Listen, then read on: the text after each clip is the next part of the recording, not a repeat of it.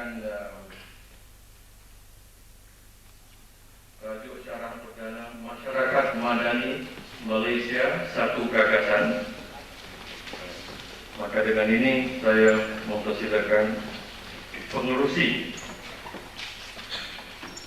syarah perdana pada malam ini, Saudara Profesor Madya Dr. Muhammad Sahlan Muhammad Saman, Timbalan Dekan Akademik Fakulti Sains Kemasyarakatan dan Kemanusiaan Universiti Kebangsaan Malaysia, Brunei.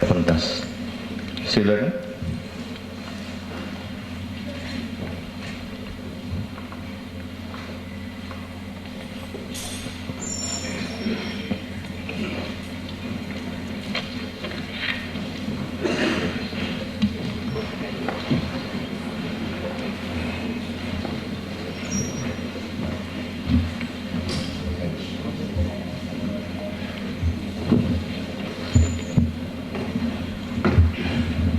Dan tanpa melengah-lengahkan masa lagi, diserahkan majelis ini untuk dikendalikan oleh Dr. Sahlan. Silakan. Terima kasih pengacara majelis, Profesor Madya, Saudara Jafni. Yang dimuliakan untuk malam ini, Profesor Dr. Syed Muhammad Maqib Al-Atas, Datuk-Datuk, Profesor, para pensyarah, saudara-saudara sekalian, Assalamualaikum warahmatullahi wabarakatuh. Tanpa memanjangkan mukadimah, saya mengucapkan syukur kepada Allah dan juga merapatkan ucap kasih kepada Yang Mulia Profesor sudi datang, sudi bersama kita. Dan malam ini amat istimewa rasanya setelah 20 tahun, sejak tahun 76 tidak bersama, tidak mendengar syarahan Profesor kita. Beliau yang amat sibuk sejak kami mengenali di kampus UKM di Kuala Lumpur, dan sehingga malam ini nostalgia itu akan datang semula. Tuan-tuan dan puan-puan, rakaman kasih dan rasa bertuah ini biar tidak dipanjangkan, tapi diberi sedikit mukadimah pengenalan pada saudara-saudari yang baru berkenalan dengan Yang Mulia Profesor Dr. Syed Muhammad Maqib Al-Atas, seorang sarjana besar yang dihasilkan oleh suatu wacana waktu yang panjang dengan jalan-jalan yang cukup berliku-liku, sehingga pada waktu ini beliau dihormati di luar dan di dalam negeri sejak awal tahun 60-an hinggalah ke saat ini. Dan dalam waktu 30 tahun itu beliau telah pun terkenal dalam berbagai ilmu yang luas dan rencang, seperti ilmu sastra, ilmu bahasa, ilmu budaya, ilmu sufi, teologi, falsafah, sejarah dan sebagainya.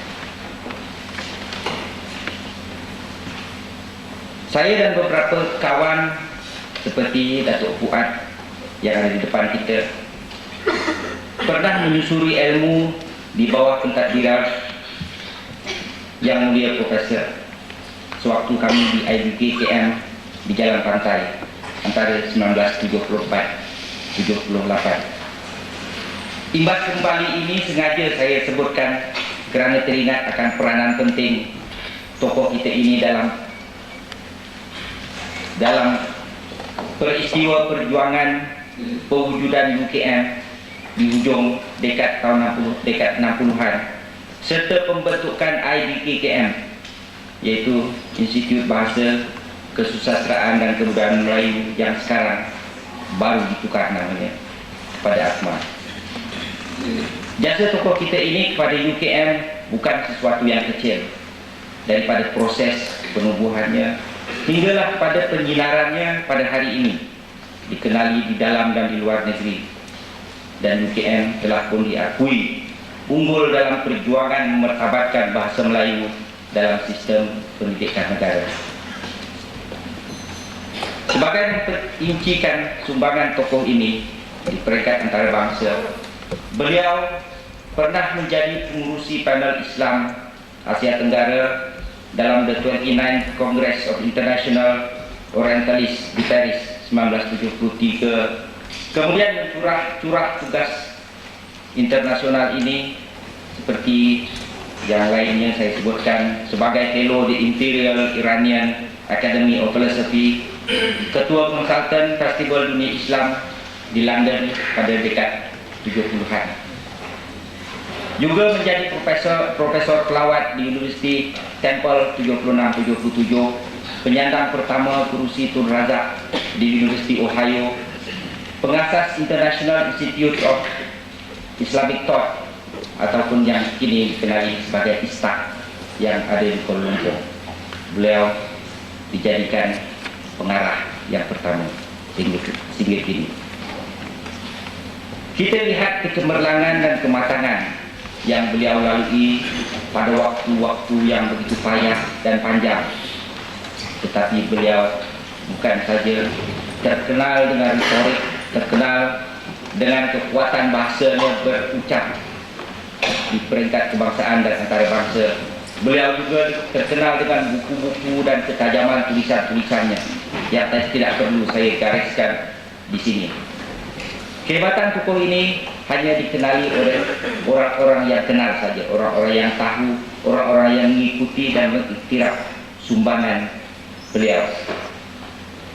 Kita cukup bertuah pada malam ini, dan tuah kita itu kita harap kita akan pergunakan, kita akan sambung lagi pada waktu-waktu akan datang setelah mendengar syarahan perdana beliau pada malam ini, dan mungkin ada syarahan-syarahan perdana di tempat-tempat lain pada waktu akan datang. Kerana betapa payahnya untuk membawa beliau kemari untuk mendapatkan kepakaran beliau yang sama-sama kita kongsikan nanti. Itu saya dengan saudara Datuk Fuad tadi yang tahu. Biarlah itu tidak saya sebutkan di sini. Dan tanpa melengah-lengahkan waktu, saya kira kebertuahan itu kita panjangkan, dan dengan segala rapat kembang dan kesudian beliau itu, majlis mempersilakan Yang Mulia Profesor Dr. Syed Muhammad Aqib Al-Atas menyampaikan syarahan perdana beliau. Dipersilakan.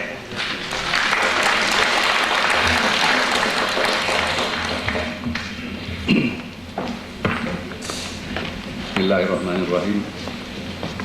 Alhamdulillahirabbil alamin. Wassalatu wassalamu ala asyrafil anbiya wal mursalin. Assalamualaikum warahmatullahi wabarakatuh. Kalau saya cakap dengan suara begini, di belakang dengar? Tak dengar?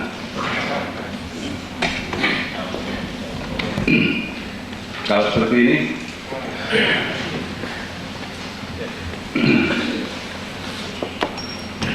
saya ditugaskan untuk memberi penerangan mengenai paham Madani dan juga masyarakat Madani. Pertama sekali saya harus jelaskan bahwa ada pernah terbaca apabila istilah ataupun perkataan masyarakat Madani itu mula-mula disebarkan dalam surat kabar di sini, ada yang bertanya kenapa tidak gunakan masyarakat sipil. Jadi tujuan saya malam ini untuk menjelaskan perbedaan di antara yang dimaksudkan dengan masyarakat Madani dan masyarakat sipil.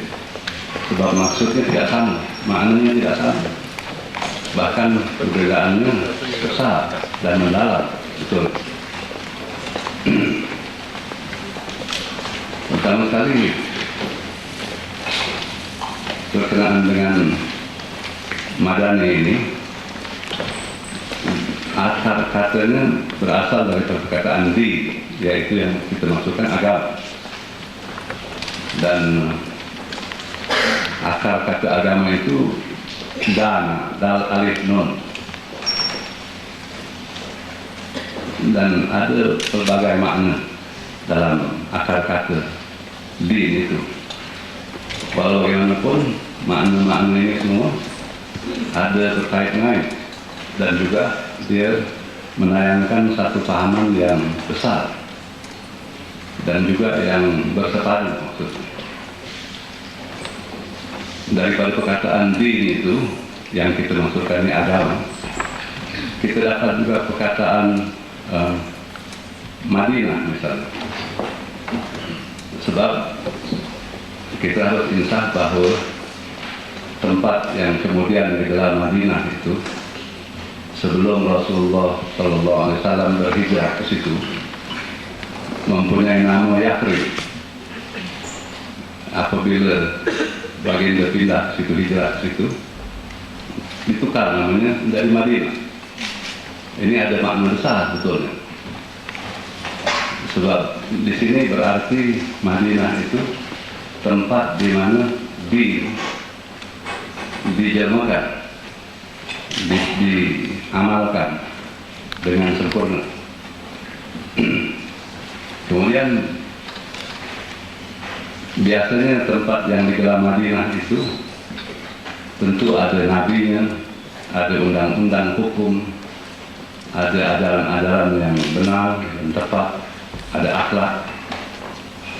Sebab itu dalam Al-Quran misalnya, bila perkataan Madinah terdapat, walaupun dia tidak merujuk kepada Madinah Nabi itu, tetapi bila perkataan Madinah terdapat dalam Al-Quran, kita harus lihat bahwa di situ ada misalnya orang-orang yang berilmu, orang-orang yang boleh paham ajaran-ajaran yang disampaikan oleh pesuruh Allah Subhanahu wa Ta'ala. Misalnya dalam surah Yasin misalnya, kan ada satu ayat mengatakan wa min aqsal madinati rajulun yas'a. Nah, itu. Jadi maknanya daripada ujung Madinah itu datang, seorang datang mencetak maksudnya. Dan dia berkata apa dalam surah Yasin itu, qala ya laita ya qaum ittabi'ul mursalin. Dia mengajak orang supaya ikut pesuruh-pesuruh yang diantar situ. Ittabi'u man la yas'alukum ajran wa hum muhtadun. Ikut mereka yang ataupun dia yang tidak meminta ganjaran, sebab dia mendapat hidayah, sebab dia dalam keadaan hidayah. Kita lihat saja di situ penggunaan perkataan Madinah itu menunjukkan tempat yang sudah ada satu macam ketinggian dalam kepahaman kebenaran. Sebab itu bahwa terdapat daripada istilah din, Madinah tadi, perkataan tamadul yang dimaksudkan itu satu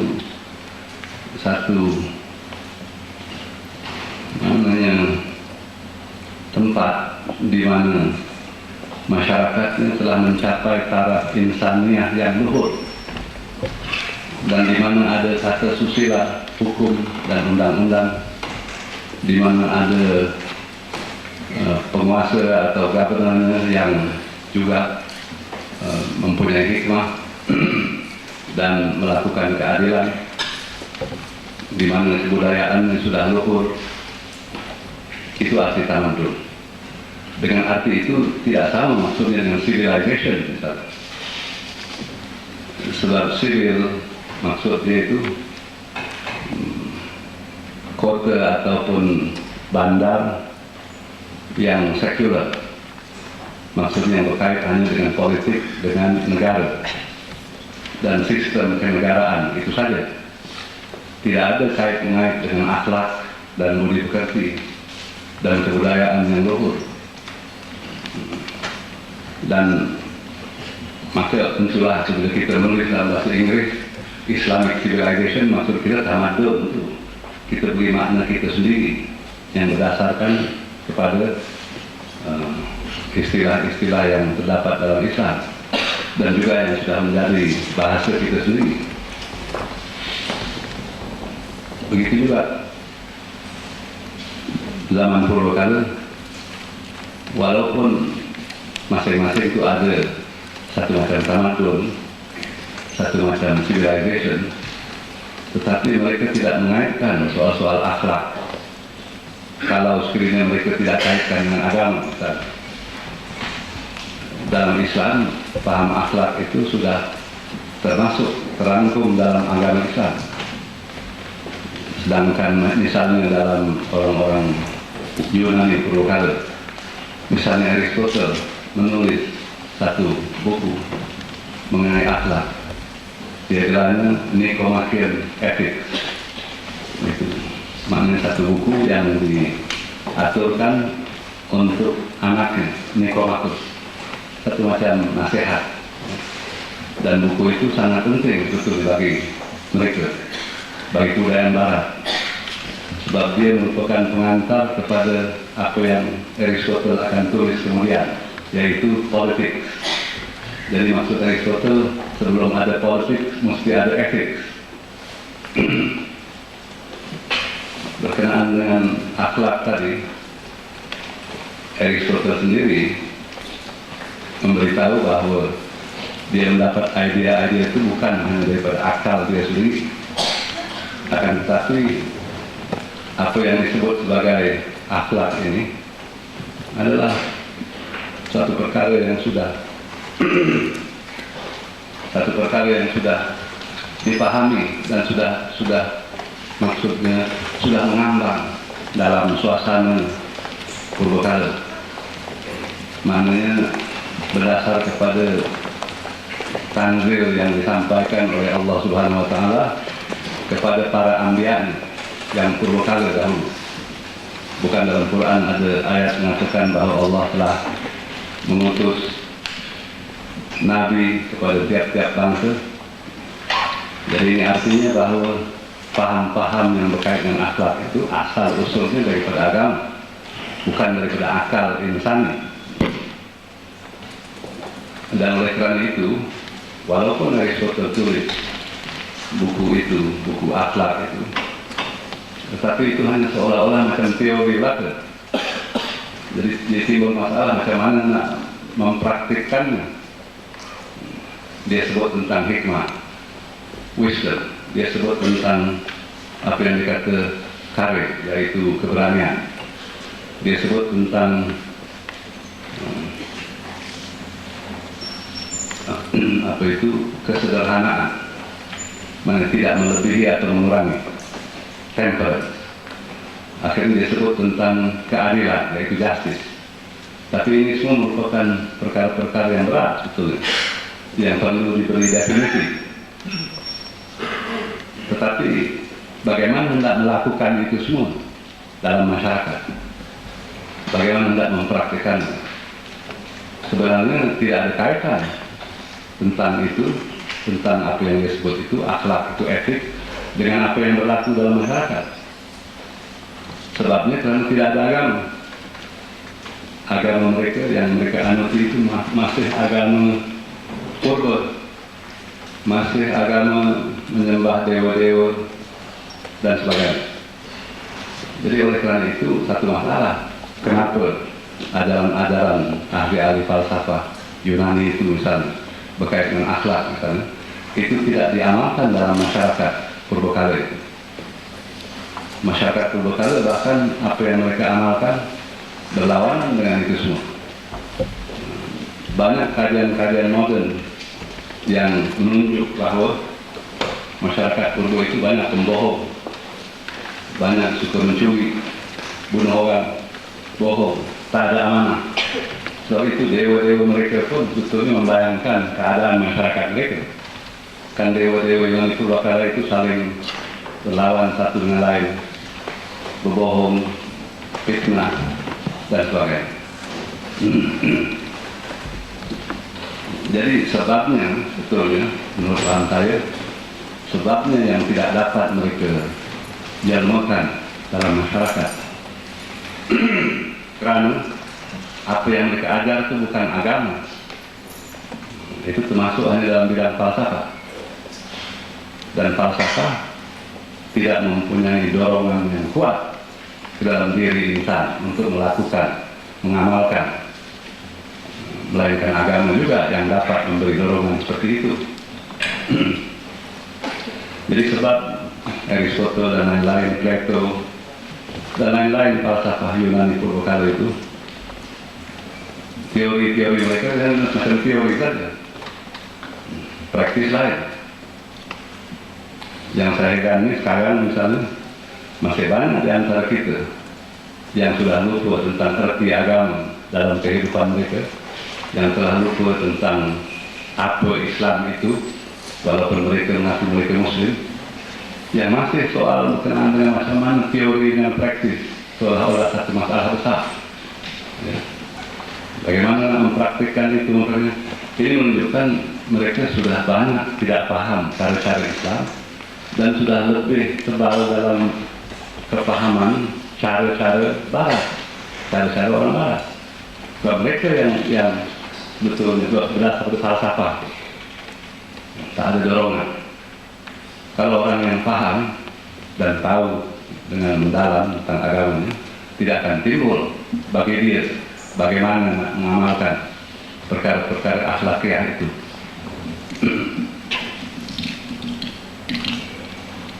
Jadi kita lihat bahwa yang kita maksud di sini dengan secara ringkas, masyarakat madani ini maksudnya masyarakat yang bukan civilization, sebab itu hanya sekuler, itu hanya merujuk pada politik dan kepada kenegaraan, ketatanegaraan dan sebagainya.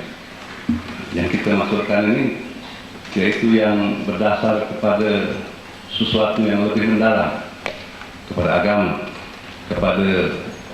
kepada paham insaniah, yaitu humanity, ya, sebab itu humanize, yaitu menjadikan seorang itu lebih berperi kemanusiaan misalnya. Itu kan satu tujuan dari tamadun juga. Kalau tidak, kebinasangannya, kehewanannya akan timbul lebih daripada keinsanannya. Jadi kalau kita hanya cakap pasal masyarakat sivil, ini sebab itu kita lihat banyak masalah moral yang sekarang berlaku di negara kita ini sendiri. Sebab ini menunjukkan bahwa agama tidak mempunyai makna dalam kehidupan banyak di kalangan pemimpin kita, di kalangan guru-guru kita, di kalangan profesor-profesor kita, di kalangan ustadz-ustadz kita, walaupun mereka itu semua Muslim. Ini artinya mereka tidak memahami banyak perkara-perkara mengenai agama Islam. Kalau mereka paham, tentu tidak akan timbul perkara itu. Tentu dalam pendidikan, pelajaran pendidikan, perkara-perkara ini akan diajar dengan betul oleh guru-guru yang paham daripada kecil lagi, supaya tidak akan timbul, ataupun kurang-kurangnya supaya memurangkan tersebarnya kemerosotan akhlak tadi. Sudah begitu, mengenai tadi saya sebut tentang insaniah, gimana? Dalam masyarakat madani, seorang insan itu harus tahu dia itu siapa, dari mana asalnya, kan? Dia harus mengenal dirinya. Dirinya itu bukan diri hayawani. Ini pun dalam perkara itu pun orang-orang Greek purbakala itu, orang Yunani, mereka bincang soal itu. Itu satu asas daripada akhlak, yaitu diri individu, bukan masyarakat. Masyarakat terdiri daripada individu-individu yang bergabung sebagai masyarakat. Jadi sebab itu mereka coba mengajar tentang soal itu. Misalnya macam Plato dan juga Aristotle, dan dalam buku Nicomachean Ethics itu ada yang disebut tentang diri, tapi dia kata dia tidak tahu tentang apa yang dimaksudkan dengan soul, yaitu roh dan diri misalnya. Dalam hal itu dia kata dia kurang begitu jelas, hanya dia dapat tangkap apa yang dilihat dari luar, dari segi zahir insannya itu, dari gerak-geriknya, dari tindakannya, dari sikapnya. Dia dapat memberi gambaran yang sama-sama, dan juga tentang apa yang terjadi kepada roh itu selepas badan ini mati. Nah, di situ dia kata dia tak tahu, dia kurang pasti sebab dia tidak dapat tanggil, dia tidak dapat agama, dia tidak dapat apa yang dikatakan iman dan keyakinan yang merupakan satu perkara yang penting dalam agama. Jadi oleh karena itu dalam hal itu dia ragu-ragu. Dia tidak tahu tentang misalnya yang dimaksudkan dengan sa'adah, happiness. Karena itu satu perkara yang sangat penting sebetulnya. Terus semua insan, semua dalam dunia ini, mereka semua hendak mencapai apa yang disebut sebagai kesejahteraan itu, yaitu sa'adah. Akan tetapi mereka tidak dapat bagi takrif apa dia sa'adah. Sebab itu Aristoteles mengatakan bahwa ini sa'adah ini tak dapat dialami dengan sedar, tak dapat disedari, misalnya. Tak dapat dirasai dengan sedar. Hanya dia berubah-ubah pada tiap saat. Sekejap kita rasa senang, sekejap kita rasa susah. Mungkin kita senang dalam tugas kita, susah di rumah, senang di rumah, susah dalam pekerjaan, ya. Jadi oleh karena itu dikata ini happiness ini, yaitu kesejahteraan, tak dapat ditangkap, dia senantiasa liar, tak dapat licin, kerana dia senantiasa berubah. Tapi kemudian dia mengatakan juga bahwa ini hanya tentang badan jasmani saja, tentang emotion, tentang feeling, tentang perasaan, tentang emosi. Tapi Aristoteles mengatakan bahwa tentu sa'adah ini, yaitu yang dikatakan kesejahteraan, merujuk lebih daripada kepada badan saja, tapi kepada apa yang disebut sebagai soul, yaitu diri, roh, nafs. Tapi sebab dia kata tadi bahwa dia tidak begitu jelas pada dia tentang nafs ini, apa dia, hanya satu macam power yang boleh menimbulkan apa yang disebut sebagai kehidupan, dan juga yang boleh disebut sebagai yang menjelmakan sesuatu yang memang yang sudah mempunyai kebawaan semula jadi, tidak menjadi seperti apa yang mereka akan jadi nanti. Jadi biasa kadang-kadang saya gunakan istilah kata Melayu begitu. Jadi maksudnya kata-kata biji. Dalam biji itu dikatakan ada pokok, walaupun kita tak nampak pokok itu dalam biji, tapi dia punya potensiality, dia punya kemungkinan kejadiannya itu ada di situ. Jadi yang dimaksudkan dengan soul ini adalah suatu macam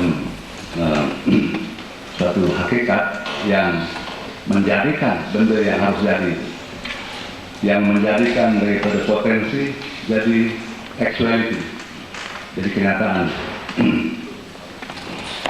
Ini dia berpendapat begitu. Dia kata kalau kita lihat di luar berkenaan dengan alam semesta ini, ada benda-benda yang dikatakan hidup, ada yang tidak hidup. Yang hidup ini dibagi pula pada 3 bagian, yaitu macam pohon-pohonan, binatang, dan insan. Dan dilihat bahwa dalam pohon-pohonan dia mempunyai 2 kuasa yang jelas nampak. Dia boleh dia boleh menjelmakan sepertinya, yaitu menjelmakan pohon-pohon seperti dia juga. Dia juga menerima makanan, yaitu dia boleh hidup. Itu yang dia hidup maksudnya. Dia bergerak, dia berubah, dia jadi besar. Tapi itu saja, dia tak boleh bergerak, misalnya, dia bergerak di dalam saja macam pohon-pohon. Tapi dia tidak macam binatang boleh bergerak mengikut kehendaknya. Dia boleh lari, dia boleh buat macam-macam, lari dari berbahaya, lari kepada apa yang diingini dan sebagainya. Pohon tak dapat buat itu. Jadi ditambah pula dalam insan ini ada kuasa-kuasa, dalam binatang itu ada kuasa-kuasa lebih daripada dalam pohon-pohon. Binatang boleh bergerak mengikut kehendaknya sendiri, dan juga seperti pohon dia boleh menjelmakan yang sepertinya, dan juga seperti pohon dia mempunyai nutrition untuk dia hidup, makanan untuk badannya, dan tambahan pula dia mempunyai daya penglihat, yang mana pohon-pohon dianggap tidak mempunyai daya penglihat, binatang mempunyai. Tapi bila melihat insan pula, dia mempunyai juga kuasa-kuasa seperti itu. Tetapi lebih dari itu, dia mempunyai apa yang disebut sebagai akal, sebagai intelek, yang tidak terdapat dalam hewan, dalam pohon.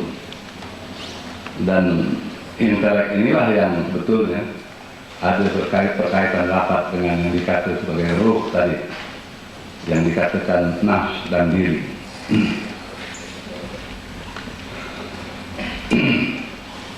Itu berkenaan dengan, macam saya kata tadi, berkenaan dengan sifat-sifatnya yang lebih jelas daripada itu, mereka tidak dapat berikan, kalau tidak ada tanzir yang menyatakan kata itu. Dan akal insan tidak dapat menangkap paham-paham seperti ruh dan sebagainya. Hanya dengan sama-sama lah. Jadi sebab itu yang mengenai insan tadi, dalam pahaman Aristotle, dia mengaku sendiri dia tidak tahu tentang berkaitan dengan sa'adah tadi, tentang adakah soul itu ataupun intelek itu mengalami kesejahteraan atau siksaan selepas badannya mati. Nah, itu dia tak tahu. Berkenaan dengan orang seperti Plato pula, guru Aristotle, dia mengatakan dia dapat ilham. Jadi maknanya dia mengakui ini bukan daripada akal pikiran sendiri.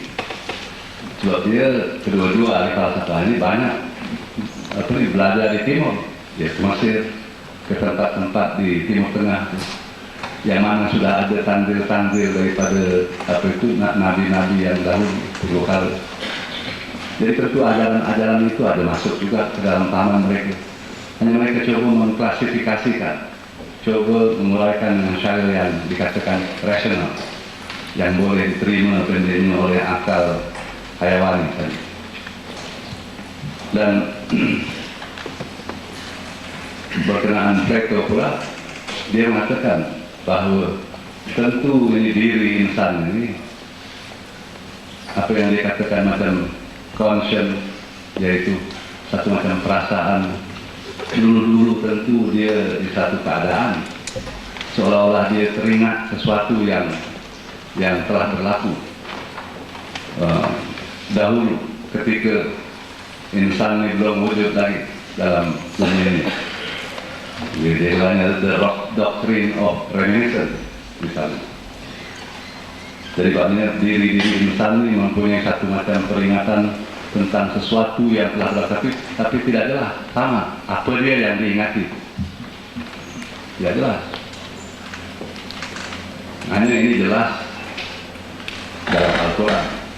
Ada ayat dalam Al-Quran yang mengatakan bahwa Allah SWT telah mengumpulkan semua roh, arwah semua, diri-diri Bani Adam, diri-diri kita semua, dan telah minta kita mengangkat saksi apabila Allah SWT berkata, bukankah aku Tuhan kamu? Dan diri-diri ini semua, kita semua telah mengangkat saksi mengatakan dia kami saksikan. Jadi itu berlaku sebelum kita dikaitkan dengan badan insan ini, badan jasmani. Jadi yang dikatakan ingat tadi itu, ingat pada keadaan itu sebetulnya.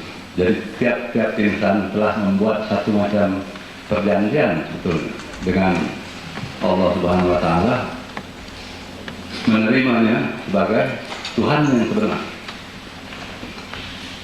Kemudian bila dicampurkan, dikaitkan dengan badan jasmani, tentu ada banyak di kalangan masyarakat insan ini yang lupa akan perjanjian itu dan yang mengingkarinya. Tapi yang tidak lupa, cara untuk menghilangkan kealpaan itu yaitu peringatan dengan cara ingat. Sebab itu kita gunakan istilah zikir.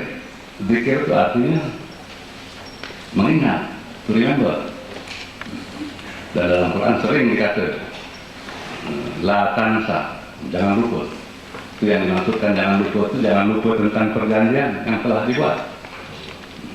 Jadi maksud saya kata ini semua sekali dengan ringkas saja untuk menunjukkan bagaimana yang dikatakan din dari agama itu tidak lain daripada tujuannya untuk mengingatkan insan supaya berlaku baik, supaya kembali pada keadaan asal dengan menikmati kesejahteraan yang tulen dan bukan kembali dalam keadaan sengsara, dalam keadaan sengsara. Jadi dalam Islam misalnya arti sa'adah itu jelas dari dalam kebudayaan Barat sampai sekarang dia orang ikut pendapat Aristotle itu. Mereka kata kalau happiness cannot be defined, tidak dapat ditakrifkan, bahwa sa'adah itu sesuatu yang senantiasa berubah.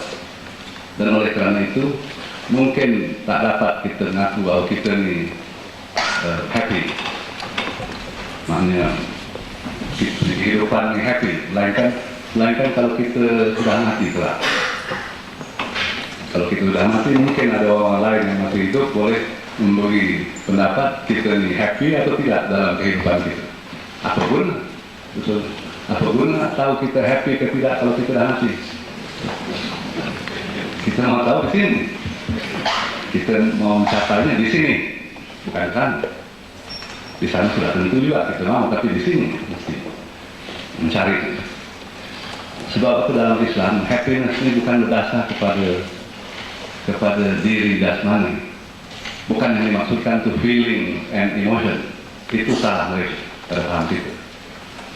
Karena feeling and emotion ini yaitu perkara badania, perkara jasmania. Tapi dalam Islam yang dikatakan happiness itu merujuk kepada suatu kesadaran, keyakinan tentang kebenaran. Kesadaran, keyakinan tentang kebenaran. Itu yang dimaksudkan sebagai sa'adah, happiness. Jadi pada orang Islam, ini semua yang digelar iman.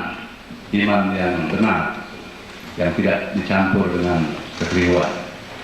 Mana orang yang betul beriman, dia mencapai keadaan itu, keadaan keyakinan sedar tentang kebenaran yang diyakini dengan penuh. Dan apabila dia sampai ke peringkat itu, dia berdiri atas satu dasar yang kokoh dan dia dapat menerima segala percobaan duniawi. Jadi yang kita maksudkan dengan happiness itu betul. Oleh karena itu maka itu yang saya kata dia berkait rapat dengan akhlak, dengan din, dengan madani tadi. Dengan paham development tentu bukan. Sebab apa tujuan development? Apa tujuan segala tujuan melainkan nak mencapai kesejahteraan tadi. Perkataan development itu sendiri sekarang orang-orang Barat sudah mulai menolak, sudah mulai mengatakan ini satu kesilapan, satu kegagalan. Mereka tidak mencapai maksud. Ini kalau tak silap saya, paham development dikemukakan pada tahun 60-an. Kemudian UNESCO, Gunnar Myrdal, waktu jadi dia punya Secretary General, dia yang telah mengatakan 10-year plan for development, education for development. Dan ini dengan maksud yaitu economic quality of life. Jadi dibagi takrifnya tuh quality of life itu maksudnya diri jasmani. Sedangkan kita tahu kan bahwa quality of life ini bukan hanya life itu bukan perkara jasmani, betul. Jadi kalau betul-betul kita tidak rancangkan development, jangan pikir hanya mencukupi makanan, cukup pakaian, rumah, pekerjaan, itu memang betul. Mesti kita ada, mesti kita mencapai itu semua. Tapi itu saja tidak cukup. Kalau berhenti di situ saja, tidak akan mencapai apa yang dia kata happiness development.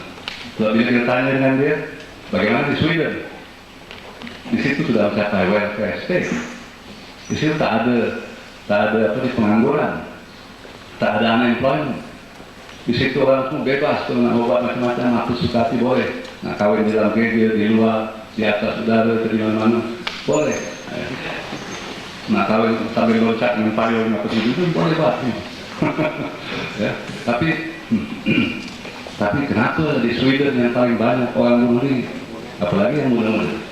Itu menunjukkan masyarakat ataupun diri perseorangan masing-masing tidak mencapai kesejahteraan, bahkan mengalami kesengsaraan, mengalami keraguan, mengalami kehilangan makna hidup. Sebab itu mereka tak sanggup nak hidup terus dalam dunia ini. Jadi kalau kita kata, then what is this development for? Where are we heading to? Dalam soal itu dia kata jangan tanya soal itu. Sebab dia berubah-ubah. There is no goal. The goal is always moving. Jadi sebab itu yang kalau tak silap saya, Datuk Seri Anwar Ibrahim selalu mengatakan bahawa kita harus bagi takrif kita sendiri tentang apa arti development.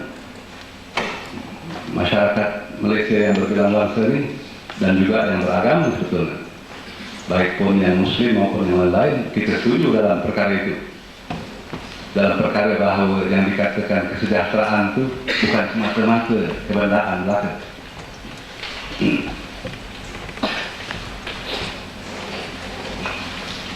Jadi kalau kita sedar itu, bukan Allah SWT dalam Al-Quran mengatakan kita telah dijadikan khalifah, maknanya sebagai diberi kuasa untuk mengawal dunia ini. Dan mengawal dunia bukan artinya merosakkan dunia itu, bukan artinya mencemar alam. Tapi apa yang telah berlaku sekarang, orang-orang Barat sendiri yang buat, yang mengusulkan itu semua. Tapi sekarang mereka mengakui, mereka sudah siap. Sekarang saja baru mereka sadar apa yang ditulis oleh satu ketua bangsa Indian Chief, Red Indian Chief Seattle. Nama Seattle di Amerika itu berasal dari nama Chief itu, nama dia Seattle. Itu kalau tak silap saya waktu Presiden Grant, Ulysses Grant agaknya lebih kuat gitu. Jadi Amerika tidak membeli tanah Seattle, wilayah yang digelaskan Seattle, supaya dimasukkan dalam wilayah Amerika. Jadi diantar utusan kepada itu Red Indian Chief. Red Indian Chief dia tak tahu bahasa Inggris, tapi dalam surat itu diterjemahkan. Jadi dia jawab, dia punya surat itu sampai sekarang disimpan di Lincoln Memorial di Washington, sebagai satu amaran kepada orang yang modern sekarang. Apa dia jawab? Dia kata, the great white chief want to buy my land. Dia kata, can I sell the air that we breathe? Boleh saya jual hawa yang saya sedut ni? Can I sell the air that I breathe? Can I sell, dia kata, the sound of the birds in the tree, the humming of the bees, and the gurgling of the river, the brook? Yes.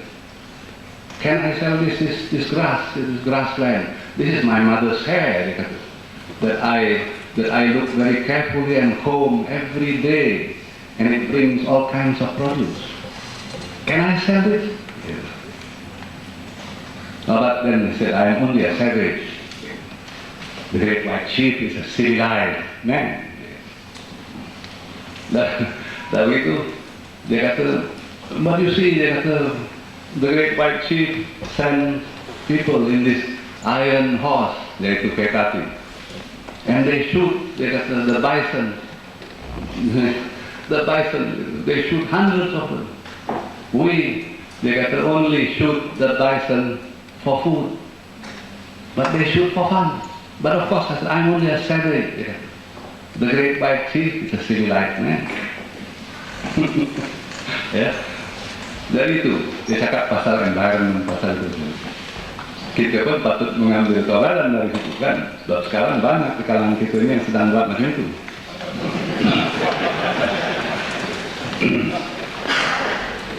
Jadi ini ialah masyarakat macam-macam, kultur macam-macam pun mesti ada yang mana yang masih ingat tentang ajaran agama, akan sedar tentang itu.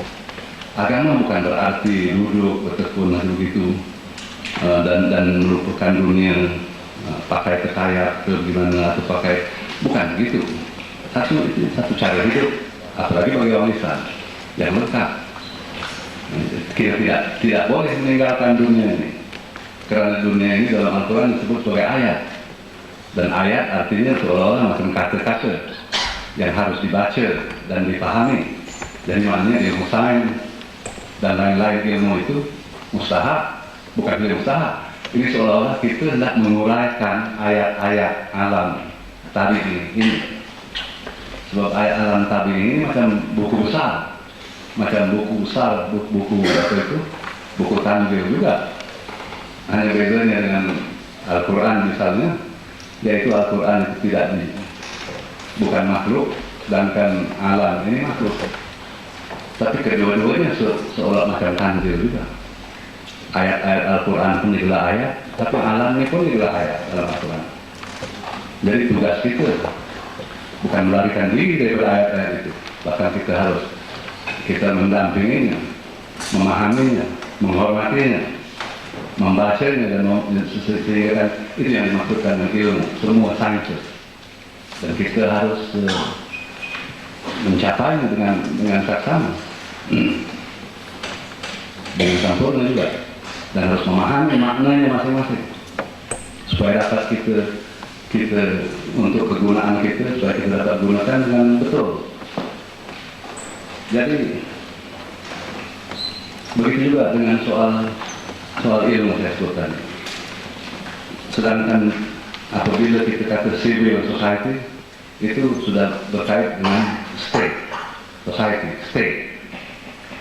Sudah begitu, tentulah tujuan kita menuntut ilmu ini kerana nak menimbulkan warga negara yang sempurna, ya, a good citizen. Itu yang dimaksudkan oleh the Greek philosopher dulu. Nah, sedangkan bagi kaum Islam pula kita kata tidak, itu tujuan kita, dan juga bagi agama-agama lain betul. Tujuan kita untuk mengeluarkan a good man, yaitu insan yang sempurna. Sebab kalau kita mengeluarkan insan yang sempurna, dengan sendirinya kita akan mengeluarkan warga negara yang sempurna juga. Dia akan menjadi warga negara yang baik. Tapi sebaliknya, kalau tujuannya hanya untuk mengeluarkan warga negara yang sempurna, mungkin dia insan yang jahat. Jadi lebih utama mengeluarkan insan yang sempurna. Sebab ilmu itu letaknya dalam akal insan. Ilmu itu satu sifat dari sifat Allah Subhanahu wa Ta'ala. Jadi oleh karena itu kita menjunjung tinggi ilmu dan kita tidak boleh mengabaikannya.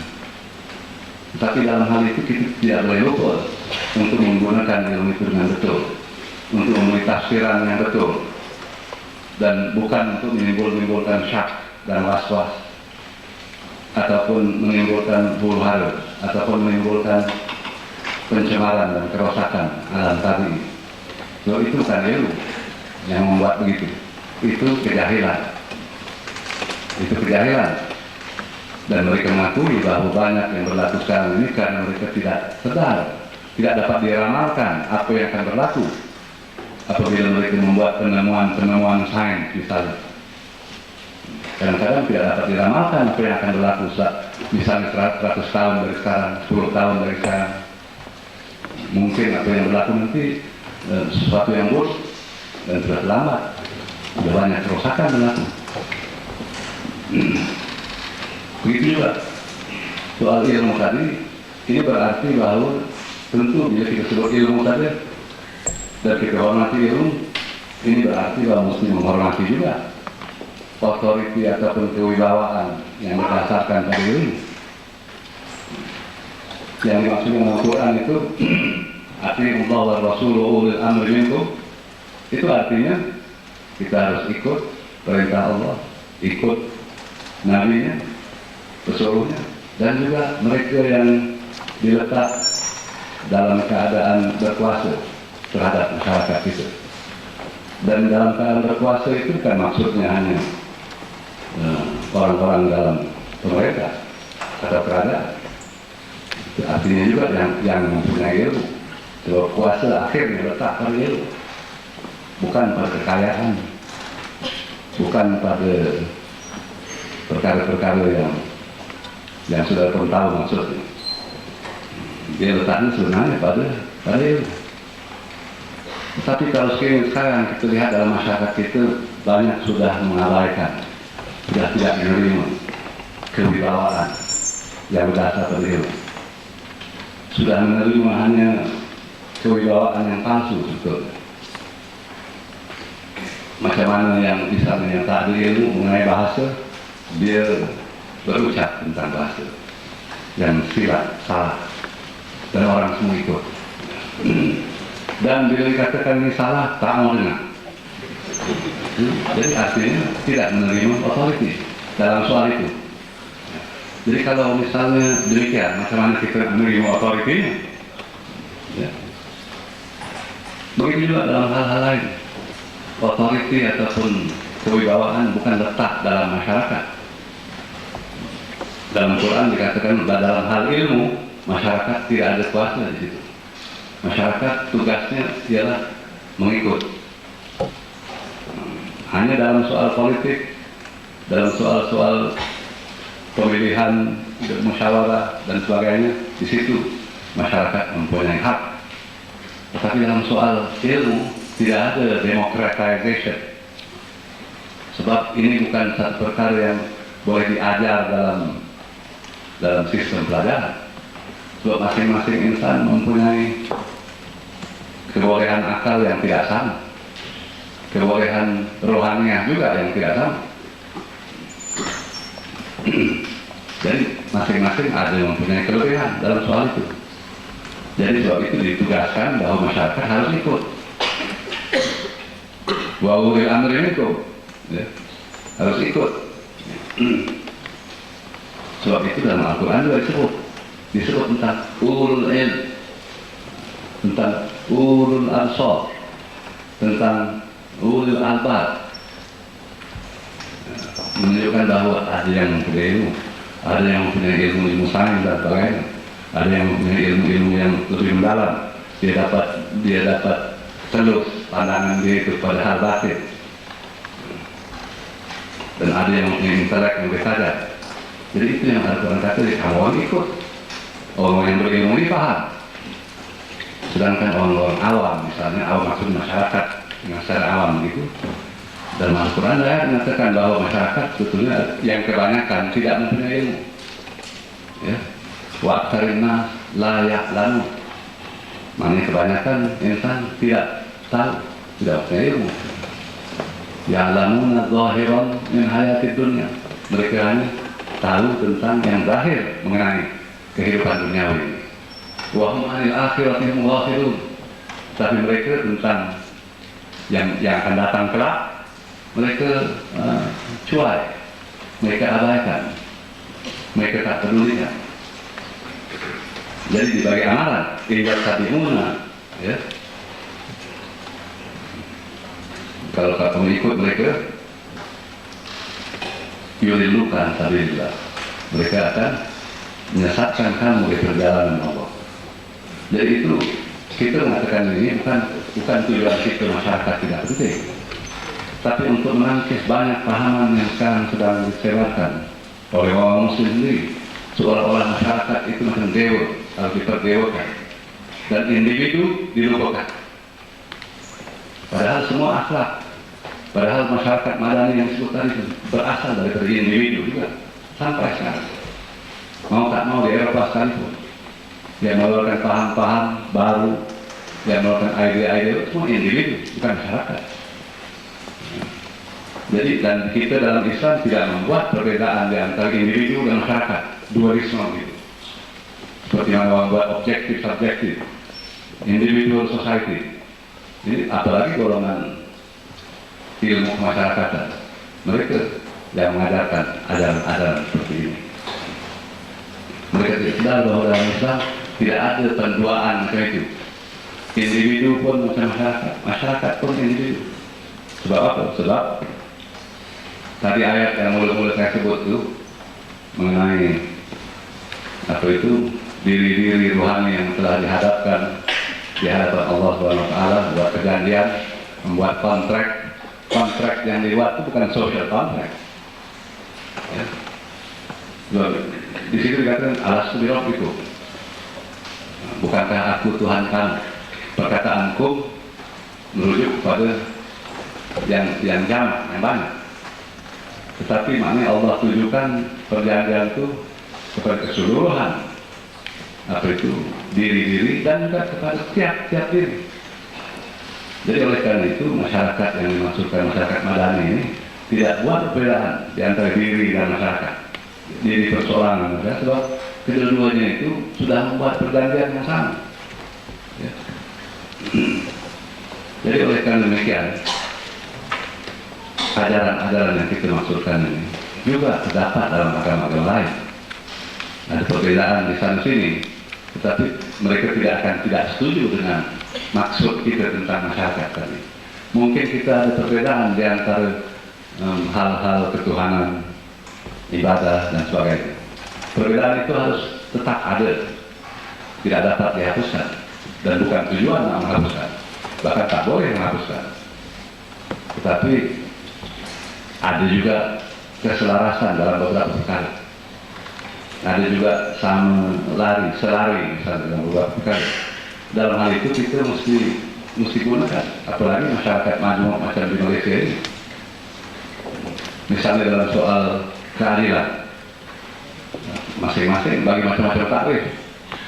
Tapi sesungguhnya tarif-tarif yang diberikan itu lebih kurang, maksudnya itu hampir sama. Walaupun dasar-dasar dan tujuan akhir mungkin tidak sama. Misalnya orang-orang ahli falsafah itu pun mendapat paham justice ini dari Tanzil juga yang saya katakan tadi. Lalu sudah mengambang dalam suasana purbakala, terdapat di sana sini. Jadi dia ambil itu dan dia coba mengklasifikasikan, buat definisi. Sebenarnya sudah ada dari dulu. Kalau itu datang daripada Tanzil, bukan daripada akal insan. Apa arti keadilan? Justice. Dan mereka mengatakan misalnya katakanlah Plato mengatakan bahwa yang dikatakan alam ini semesta jadilah kosmos. Kosmos ini artinya satu order, satu ketertiban, masing-masing mengikut apa itu satu macam soal undang-undang, dan lawannya yaitu chaos. Dalam bahasa Inggris chaos, yaitu huru-hara, tak ikut order. Jadi kalau dikatakan justice is order, ya, tapi what kind of order? Jadi order seperti mana? Peraturan yang mana? Ya, kita orang Islam kata ya semua Muslim. Ya, bahwa matahari, bintang, bulan, sungai, insan dan lain-lain mau tak mau semua merah. Itu pun order juga. Masing-masing ada order karena ini bermakna bahwa ciptaan raya ini bukan semua sama, bukan sama rata. Seperti mana juga insan tidak sama rata. Demokrasi yang dimaksudkan oleh Athens dulu itu seperti tidak dapat dipraktiskan. Masing-masing ada martabat, ada derajat, ada raja, ada hamba, ada itu, ada ini. Kata pepatah orang sufi dulu, dia kata kalau tak ada tukang sapu jalan akan tertutup dengan debu. Jadi wajib mesti ada tukang sapu jalan. Dia punya tugas, dia punya tempat. Masing-masing ada tempat yang tepat untuknya. Ya. Jadi oleh karena itu takrif yang saya berikan tentang makna keadilan dalam Islam ini, yaitu keadaan di mana masing-masing ada pada tempatnya. Keadaan di mana masing-masing ada pada tempatnya. Berkenaan dengan macam mana kita nak tahu tempat masing-masing, nah itu berdasarkan pada ilmu. Kalau tak ada ilmu tidak akan tahu. Sebab definisi seperti itu mewajibkan adanya ilmu. Sebab nak mengetahui tempat masing-masing mesti mengenali apa di tempat, mesti tahu di mana. Jadi itu yang orang macam Plato mengatakan, sedangkan kosmos ini alam semua masing-masing mengikut. Tidak ada yang berlanggar satu sama lain, bintang, matahari, bulan, itu semua. Hujan pun turun dari langit ke bawah, tak ada yang dari bawah naik ke langit. Pokok pun begitu juga tumbuh, tidak ada yang dari awan turun ke bawah. Jadi, tapi dia kata heran sih, dalam masyarakat manusia tak ada ini semua. Kacau bila di situ. Sebabnya dia kata tak ada education. Dia kata bahwa saya nak, kalau misalnya doktor, nak jadi doktor, kena belajar berapa tahun. Kena praktis juga, kemudian dapat ijazah, kemudian tahu nama dekat apa tu, sign dekat luar rumah, ini doktor. Jadi orang sakit boleh datang jumpa dia. Begitu juga yang buat ini, yang dikata arsitek itu semua. Dia kena belajar berpuluh tahun bukan praktis. Dari tahu sign, saya arsitek, orang nak buat rumah jumpa dia. Tapi dia kata nak jadi pemimpin, tak payah sekolah. Tak ada training apa-apa. Berdasar kepada masyarakat memilih itu. Jadi oleh karena itu dia kata, sebab itu dia timbul kezaliman, tirani. Sebab mereka tak tahu tempat masing-masing. Mereka tahu dari sini, dia tahu orang yang tak ada amanah jadikan menteri keuangan misalnya. Apa itu dengan tikus jatuh keruas kata orang. Jadi ini yang dimaksudkan dengan apa itu kezaliman. Begitu juga nanti kembali ke soal madani tadi diri. Diri kita pun kita letak pada tempat yang wajar baginya. Kita sudah diadar bahwa diri kita ini kita letak di tempat diri yang apa itu yang mengakui keesaan Tuhan tadi. Bukan diri hayawani yang cenderung kepada hal-hal hayawani saja, yang tidak laik. Kalau kita buat begitu, dan itu tugas agama, dia telah meletakkan diri kita pada tempat yang benar untuknya. Dan kita telah melakukan keadilan pada diri sendiri. Dan begitu juga masyarakat. Dan begitu juga bahasa misalnya. Kita harus mengadili bahasa juga. Kita harus letak kata-kata tepat pada tempatnya. Kalau dicampur kata ini ditukar dari sana, yang ini dari sini, ya. Yang pencapaian dari kecapaian misalnya. Nah, jadi, kalau kata begitu, ini artinya tak ada keadilan terhadap bahasa. Tidak paham tentang letakkan masing-masing pada tempat yang sesuai. Begitu juga pohon-pohon, kalau dipotong-potong buat kondominium begitu-begini apa semua. Jalan, jadi ini semua artinya tidak adil kepada alam sekeliling. Tapi di rumah kita sendiri pun kita nak coba meletakkan masing-masing pada tempatnya, bukan? Kita letak gambar di sana ini.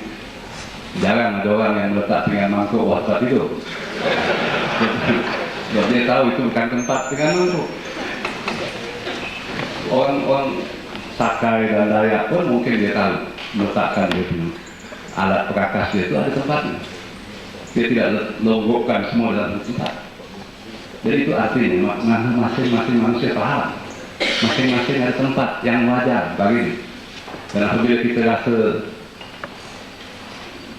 tentram, rasa nyaman dan tentram begitu bahwa masing-masing tidak betul pada tempatnya, ini digelarnya dalam bahasa maknanya kesenian harmoni. Ya tidak lain daripada justice satu. Begitu juga yang si seniman ini, dia nak coba meletakkan warna-warna pada tempatnya supaya menimbulkan rasa yang sedap bagi yang melihat. Jadi itu sebab itu timbul kesenian. Begitu juga bunyi-bunyian pun dia coba meletakkan bunyi-bunyi pada tempat yang sesuai lagi, supaya tidak janggal pada telinga mendengar. Jadi timbul seni. Jadi itu keadilan itu artinya itu, bukan yang berlaku di mahkamah saja. Satu daripada aspek itu. Jadi dalam soal masyarakat madani kita mengharapkan masyarakat dan pemimpin-pemimpin yang tahu kami semua, supaya dia akan membuat keadilan kepada manusia, kepada alam sekeliling, kepada kebudayaan, kepada dirinya sendiri. Kemudian akhir sekali saya kira satu jam saya cakap. Jadi yang satu lagi berkenaan dengan soal toleransi. Sebab ini saya pikir ini juga banyak sekali yang dimasukkan masyarakat madani ini paham itu tidak, maksud saya tidak relevan bagi dia. Sebab ini begini, pertama sekali perkataan toleransi itu tidak sama. Dalam Islam tidak ada perkataan seperti itu. Seperti mana juga civilization maknanya tidak sama dengan madani. Begitu juga religion maknanya tidak sama dengan din. Dalam paham religion tak ada makna-makna seperti yang saya sebut tadi itu. Tak terdapat. Tak boleh dianalisa. Kata-kata dalam bahasa Inggris, bahasa Eropa, Indo-European languages ini tak ada akar kata. Jadi tak dapat dianalisa. Tak dapat diuraikan maksudnya dan maknanya, tak dapat dipastikan. Sedangkan kata-kata dalam bahasa Al-Quran itu masing-masing mengandung akar, macam pohon. Dia berakar, dia jadi, dia tumbuh, dia berbunga, dia berdaun banyak sampai melambai di langit murni. Dia berbuah, mengeluarkan macam-macam buah-buah ilmiah, sainsus dan sebagainya. Jadi oleh karena itu kita harus ikut itu, tidak boleh dirubah-rubah sesuka hati saja. Jadi berkenaan dengan toleransi ini, saya kata tadi bahwa dalam agama Islam istilah seperti toleransi itu, maksud seperti toleransi tidak ada sebetulnya. Ini perkataan ini timbul di kalangan Barat, orang-orang Barat, walaupun sebelum agama Kristen sekalipun. Tapi selepas agama Kristen di Barat, Western Christianity, toleransi itu artinya kita harus maknanya bersabar atas kesilapan orang lain, ataupun bersabar atas kekurangan seseorang lain. Seolah-olah kita merasa macam tak sedap gitu. Macam kita terpaksa kita nak menahan diri, tak mau marah, tak mau itu begini. That is what tolerance. Sedangkan dalam Islam istilah yang digunakan itu macam samaha. Dan di sini di Malaysia kita gunakan muhibbah. Itu mengandung elemen ataupun unsur kasih sayang, bukan? Jadi maknanya kita bila kita maksudkan dengan toleran, itu maksud kita harus kasihani, kita harus bantu tolong, bukan tak sabar dan harus menahan marah dan sebagainya, bukan itu maksudnya. So, perkataan muhibbah itu dia punya akarnya hub, artinya kasih. Samalah pun mengandung makna begitu, makna kita harus timbang rasa kasihan, ya, berperi kemanusiaan terhadap seorang yang mungkin berbeda paham dengan kita, ya. Jadi itu artinya. Jadi heran kenapa perkataan toleran ini sekarang kita gunakan untuk kita sendiri. Kita seolah-olah berkata pada kita sendiri, ya, kita harus toleran. Padahal yang harus toleran itu mereka. Orang-orang Barat tidak pernah sedar tentang. Sebab itu istilah itu timbul dalam mereka. Sebab toleran ini digunakan berkaitan dengan paham-paham etnik sebetulnya. Dan orang Barat belum pernah berpengalaman hidup dengan masyarakat yang berbeda, agama yang berbeda, kebudayaan yang berbeda. Ya sedikit saja kalau mereka hidup dulu dengan orang Yahudi sedikit, tapi itu tidak begitu aneh sangat sebab Sebab separuh daripada agama Kristen itu dasar juga kepada kitab-kitab Yahudi. Ya. Tapi mereka belum ada pengalaman hidup dengan misalnya orang Cina, orang India, orang lain-lain bangsa dan semua agama yang sebesar itu macam Islam, Confucianism dan mereka belum pernah dalam sejarah Eropa hidup dalam suasana begitu. Macam mana dia nak tahu tentang toleran? Ya. Jadi mereka tidak tahu itu semua. Datang pula mereka sekarang cakap pada orang Islam harus toleran macam kita ni apa itu begitu tebal kejahilan itu, begitu etnik. Jadi dalam soal ini kita sendiri harus paham dalam soal itu supaya apa ini tidak timbul masalah-masalah seperti yang dikatakan toleransi dan sebagainya. Dan toleransi bukan bermakna bahwa kita menerima, bukan bermakna bahwa kita mengatakan semua sama, tidak. Seperti mana juga Datuk Seri telah mengatakan, kita harus bertimbang rasa kasih sayang dengan orang yang kepercayaan lain. Meskipun kadang-kadang kita agak salah, tapi tetap kita membantu, kita menganggapnya sebagai manusia. Dan mereka juga insan. Dalam hadis Rasulullah satu hari satu jenazah lalu depannya dan dia bangun dan ada sahabat yang berkata kepadanya, ini jenazah orang Yahudi, kenapa baginda bangun? Jadi baginda menjawab, bukankah dia mempunyai ruh? Begitu juga dalam Al-Quran dikatakan, you should not kill without just cause. You should treat these people of other faith. You should not depreciate, dia kata their God, because then they will also depreciate Allah.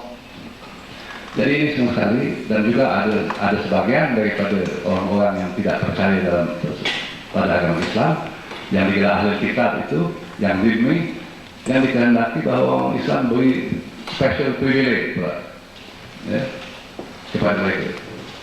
So ada kepercayaan mereka yang sekurang-kurangnya mereka terima adanya hari kiamat, mereka terima adanya pengadilan, mereka terima adanya surga dan neraka dan sebagainya, ganjaran dan siksaan. Jadi ada banyak berdasar pada tanzil juga. Jadi ini toleran daripada kita itu artinya seperti mana yang alhamdulillah berlaku di sini di Malaysia, dan saya harap akan berlaku berterusan. Sebab kita tak ada jalan lain. Bukan kita tak ada jalan lain, kita harus menunjukkan tauladan pada yang lain. Dan juga bahwa masyarakat lain yang bersama kita sekarang, mereka pun harus paham dalam soal itu, bahwa kita tidak ganggu kepercayaan mereka. Mereka pun memikir mungkin kepercayaan kita ini juga silap. Itu tidak jadi hal bagi kita. Asal tapi kita mesti menolong mereka, beri belas kasihan, beri bantuan kalau mereka perlukan itu semua. Sebab mereka insan. Jadi membantu dan memelihara keinsanannya bukan artinya memelihara kesilapan yang ada padanya. Padahal kita begitu. Jadi kalau sekiranya ini sekali dipahami, kita sudah banyak bincang dalam banyak perkara-perkara yang telah sentuh. Hanya berkenaan dengan penghabisan tadi itu soal yang dimaksudkan accountability, yaitu responsibility lah, maknanya kita harus menanggung jawab. Apalagi sudah kita cakap tadi pasal masyarakat Madani ini berkenaan dia berasal dari din, dari Madinah, dari Tamadun, berkait dengan sejarah Nabi pula, berkait dengan diri insan, berkait dengan perjanjian insan dengan Allah SWT, berkait dengan keadilan ilmu dan lain-lain, dengan sa'adah. Banyak Pak sudah kita bicarakan. Dalam hal ini begitu juga misalnya, kan diri insan masing-masing mempunyai tanggung jawab. Kita mempunyai dua tanggung jawab bagi orang yang percaya pada agama, bukan bagi orang sekuler. Orang sekuler pikir tanggung jawabnya hanya kepada negara. Sedangkan kita ini tanggung jawab kita kepada negara ya, tapi juga kepada Tuhan, pada diri kita sendiri. kepada apa yang akan jadi pada diri kita di masa kemudian kelak. Sebab kita ini, diri kita itu tidak mati macam badan kita, itu keluarga kita, dan dia akan menanggung accountability apa yang dibuat di sini. Begitu juga dalam masyarakat Madani, ini accountability harus dilakukan kepada masyarakat, kepada diri sendiri, kepada keluarga, kepada masyarakat, kepada negara juga. Nah, tapi kita lihat sekarang banyak orang yang membuat sesuatu, banyak yang digelar oleh setengah sebagai petualang modern ini, yang tidak bertanggung jawab, yang buat sesuka hati, yang hanya hendak meraih keuntungan saja, tak peduli apa yang berlaku, mencabuli hak-hak asasi diri individu, membuat jalan lalu betul di belakang rumah dia, tak peduli, buat kondominium betul tak dapur dia tak peduli orang itu nak buat macam apa, tak ada. Ini berlaku sekarang. Macam mana kita nak cakap kita ni masyarakat Madani? Orang-orang ini sekarang yang mencabuli paham-paham seperti itu, dan kita tidak boleh diam. Apalagi saudara-saudara semua di kalangan saudara ini ada yang jadi guru, ada yang jadi mahasiswa, kenapa diam saja? Kan tanggung jawab bukan? Kenapa saya yang cakap? Saya dah tua, tapi saya masih juga boleh melawan, boleh berperang. Saya masih kuat dalam soal itu. Dan saya mengajak saudara-saudara semua, mari kita kerahkan tenaga kita. Sebab kita tidak boleh biarkan ini semua berlaku. Sebab nanti tidak akan dapat terjadi masyarakat yang adil dan baik dan madani di Malaysia ini, kalau ini dibiarkan terus. Jadi itu saja yang saya nak sampaikan malam ini. Terima kasih banyak atas kesabaran mendengar sedikit banyak. Adakah ini terbuka pada soalan-soalan? Tidak. Terima kasih.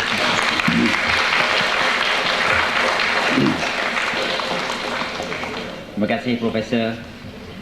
Selama lebih sedikit 1 jam kita telah mendengar. Saya imbas kembali 20 tahun yang lalu, wajah yang tidak berubah, cara pun tidak berubah, sedikit analogi, sedikit jentik-jentik. Warna sudah putih dari bawah. Sedikit warna, mungkin banyak di Eropah lagi turun, sangkut sedikit. Tapi cara yang masih lagi segar seperti 20 tahun lalu. Profesor besar kita ini mengingatkan kita, zikir kita, persetiaan kita dengan Tuhan bagi mereka yang beragama. Banyak hal lain juga yang disebutkan secara mudah, cara mengingatkan, misalnya tentang keadilan, tentang saadah, tentang kebahagiaan, kebenaran, tolerance, tanggung jawab, accountability terhadap segala apa yang kita lakukan. Dan natijahnya ialah mewujudkan masyarakat yang kita sebut harmoni, masyarakat Madani. Dan sebelum wujudnya masyarakat Madani itu, kita harus menentukan arah, dan arah kita itu, arah perjalanan harus kita buang segala duri, segala sembilu, segala rumput rampai dan kotor-kotoran yang ada di tepi jalan kita, supaya sampai tidak kotor kaki, tidak penuh dengan kita kata macam-macam rumput rampai pada skirt, pada seluar dan sebagainya. Dan saya cukup seronok kalau dapat setiap bulan pun dapat mendengar ceramah-ceramah begini, kerana isi dan caranya itu sangat subtle tapi faham, tidak sukar. Dan sebelum ditanya, profesor kita telah bersetuju untuk memberi ruang untuk soal jawab, dan saya rasa alhamdulillah saya pun dapat ingatan daripada YB Datuk Fuad tentang itu, jadi tak perlu lagi kita tanyakan. Dan kita baru Ya, kita baru 15. Rasanya kalau kita sambung, kita lanjutkan lagi 15 minit, adil untuk tuan-tuan dan puan-puan yang mungkin ada sesuatu yang ingin dikongsikan, ditanyakan, diluahkan pada malam ini. Silakan, dan kita minta profesor kita menjawab mungkin seringkas mungkin, supaya mungkin sebanyak mungkin orang ataupun audiens kita bertanya. Jadi tidak nanti pulang sampai pagi besok tak dapat tidur kerana tak boleh tanya. InsyaAllah kalau ada 10 orang bertanya, saya rasa cukup untuk malam ini, dan profesor pun bersedia untuk menjawabnya. Boleh kita mulakan. Ya, saudara Dr. Idris dari Fakultas Islam. Assalamualaikum, terima kasih. Profesor, pekan tadi ada saya sebutkan bahawa Malaysia adalah saya dari Fakultas Islam, Dr. Idris Zakaria, pelajar falsafah. Pekan tadi saya sebutkan tentang di Malaysia bertembungnya 3 peradaban yang besar, 3 falsafah yang besar, iaitu falsafah Islam, falsafah Cina, dan satu lagi falsafah Hindu. Barangkali begitu dapat saya sebut secara simpul.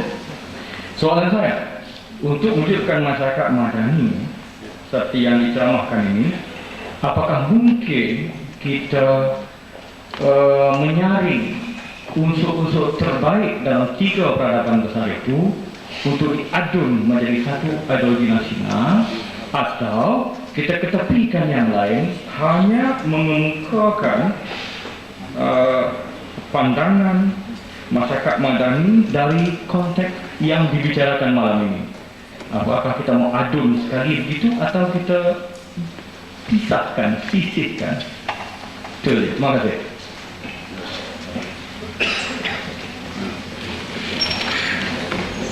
Maaf saja tadi ya, saya sedang pada pendengaran saya banyak eko, jadi pas saya pakai ini, jadi saya minta saudara pengurusi mengulangi lagi apa yang ditanya tadi. Oke, Ya? menceritakan sini. Untuk mewujudkan masyarakat madani, terbuka kita tiga tamadun. Tahu bikin 2 titik daripada tinggal Islam. Yang saya diberitahu bahwa yang sudah tanya itu untuk mewujudkan masyarakat madani perlu digabung 3 tamadun atau dikikis 2. Itu kan yang ditanya tadi. Baik, kalau itu yang tanya.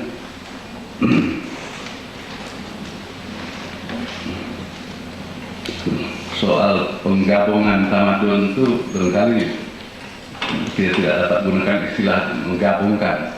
Hanya kita mengatakan bahwa apa yang saya sebut tadi itu semua, ini agama-agama lain, macam di Malaysia ini, sudah gunakan 3, maknanya itu menuju kepada apa nih, 3 pokok bangsa yang ada di sini. Karena tidak perlu digabung, tapi ada perkara-perkara yang sudah mereka setujui juga. Dan juga pertama sekali kita harus maknanya tujuan saya beri ceramah ini, kita nak pertama sekali menyampaikan risalah ini kepada orang Islam. Dan kalau orang Islam buat apa yang saya katakan tadi itu semua, soal keadilan, yang lain-lain pun akan ikut sedikit banyak. Sebab dalam ajaran mereka pun ada perkara-perkara itu. Bukan pertama pun tak boleh digabung-gabungkan, sebab ada banyak dasar-dasar yang tidak sama. Yang dikatakan world view itu tidak boleh digabung-gabung, jadi keliru. Kalau digabung-gabungkan tak, pertama sekali mustahil. Keduanya, orang yang bercakap pasal menggabungkan dia keliru. Dia pikir ini akan buat kue dalam dapur, buat tampun, taruh terigu sikit, taruh gula sikit, taruh dan masuk dalam oven jadi kue. Jadi tamadun tidak boleh dibuat begitu. Percayaan agama pun tak boleh dibuat begitu. Tak ada transcendent unity of religion atau yang dirancang oleh Hussein Nasr atau semuanya. Jadi sebetulnya itu hanya barangkali hela politik ataupun sebagainya. Dan saya pikir perkara macam itu tidak dapat dipolitikan. Jadi berkenaan dengan ini, misalnya tadi saya sebut orang-orang agama Cina yang betul-betul terpelajar. Kalau dalam sistem pendidikan kita diajarkan misalnya ajaran-ajaran tulen yang diajar oleh Confucius misalnya. Ini saya telah mengatakan ini dari tahun 60-an lagi. Yaitu misalnya soal keadilan. Sebab dalam tulisan-tulisan Confucius ini pun hampir apa yang disebut tentang keadilan itu hampir yang saya sebut tadi. Yaitu bila ditanya oleh satu orang raja atau duke, satu orang macam maharaja, bukan maharaja, macam adalah bendahara dalam satu wilayah, the Duke of Chow. Dia tanya dengan Confucius, what do you think if I make you governor? Jadi dia jawab, well, that means you have to change the names. Rectification of names. Banyak orang buat macam-macam komentari tentang. Padahal ya maksud dia itu dia orang ahli falsafah, bukan governor, bukan ahli pertadbiran. Kalau dia disuruh jadi ahli pertadbiran, mungkin dia sudah tak ada keadilan, sudah dicampur adukan tempat filsafat dan tempat ini. Jadi bukan tempatnya di situ. Ya. Maksud dia begitu. Jadi kita lihat dalam situ pun ada berkait dengan apa yang saya katakan tadi. Mungkin di kalangan agama Hindu pun misalnya mereka membuat sistem kasta kan. Dan tujuan mereka buat sistem kasta pun mungkin dalam paham mereka ini nak meletakkan masing-masing masyarakat insan pada tempatnya yang wajar. Jadi ada yang itu, ada yang tinggi sikit golongan petani dan sebagainya, golongan kesatria, akhirnya Brahma. Jadi walaupun mungkin kita tidak menyetujui cara begitu, tapi dasar paham keadilan itu tetap ada karena meletakkan pada tempat masing-masing. Nah, kononnya nak mencapai keadilan kalau masing-masing bertempatnya. Jadi kita lihat di sini perlu saya terangkan juga. Saya telah membuat perjumpaan dengan para uskup, misalnya Kristen di Malaysia, 4 orang bishop, uskup, ya. Dan ada lagi yang dari Protestan. Dia datang ke institut lain dan dia tanya macam-macam soal tentang Islam. Pertama dia hormat pada kita dan dia katakan banyak yang saya cakap ini dia setuju. Bahkan dia juga rasa kesal kenapa masih berlaku perkara-perkara yang dia pun kesal. Misalnya, so saya tak ada pernah saya katakan kenapa misalnya ada perkara-perkara yang sebetulnya haram tidak diharamkan. Yang perkara-perkara yang sebetulnya berdosa tetapi tidak disebut sebagai dosa. Misalnya, katakanlah orang-orang yang melakukan AIDS dengan cara yang bukan tak sengaja, maksudnya bukan dengan injection itu saja. Jadi ini kenapa dikatakan hanya dalam soal-soal kesehatan saja? Ini bukan hanya perkara jasmania misalnya. Bagi orang Islam, kelakuan seperti itu, homoseksualiti ini semua dosa. Tapi tak ada satu pun, baik ulama maupun dalam keadaan yang bukan mengeluarkan perkataan dosa. Sebab masing-masing dari sekular. Dosa ini is a religious term. No meaning. Dia orang setuju, dia kata yes, it is a sin. Ini kata bishop. Profesor Wan ada dengan saya pada waktu saya cakap.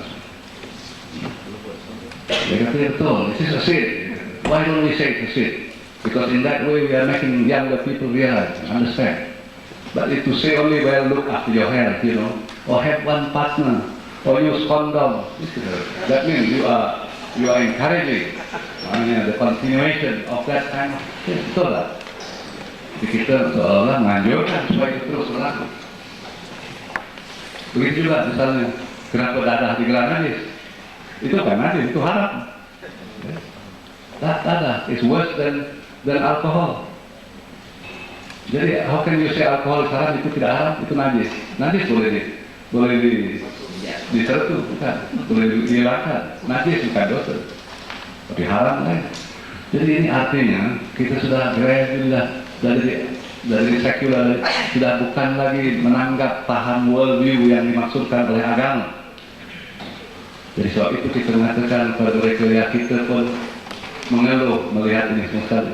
Jadi kita harus bercampur suara menentang ini semua. Terang Hindu pun kata begitu juga, yang Buddhis pun kata begitu juga. Jadi maknanya bukan tidak perlu menggabungkan madu, tapi dengan hal-hal ini, hal akhlaknya. Ini ada banyak yang kita setuju boleh setuju. Dan kita gunakan itu. Itu menjadikan dasar pendidikan kita, dasar kebangsaan kita. Itu soal teologi, soal tauhid, ini hal lain. Ini tak perlu dibawa-bawa, diseret-seret masuk. Itulah yang dari jawaban saya. Jadi, kalau ada soalan selanjutnya.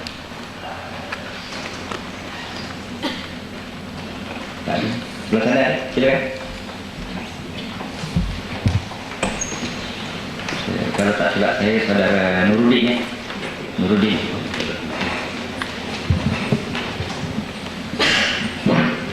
Terima kasih. Assalamualaikum warahmatullahi wabarakatuh.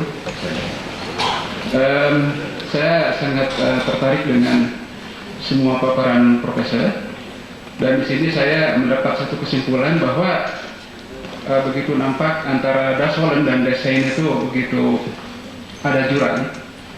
Dan saya kira kalau yang terakhir dikatakan oleh Profesor berkenaan ketidakmampuan untuk melafazkan sesuatu dengan tepat ya, yang dosa dikatakan najis umpamanya tadi, saya kira ini memang sudah semacam trademark juga. Dan hari ini kalau saya boleh gambarkan juga bahwa misalnya banyak kontradiksi ya antara yang dikatakan dengan yang dioperasionalisasi ya. Dan katakanlah misalnya kalau berkaitan pendidikan seumpamanya, kalau misalnya kita hari ini melihat fakta bahwa begitu tidak satu taklid tentang pendidikan ya, bahwa pendidikan dikatakan sebagai satu sektor industri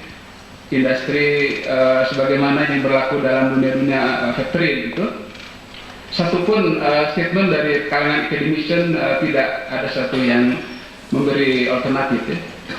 Seolah mereka bersetuju saja. Ini satu ilustrasi dari saya.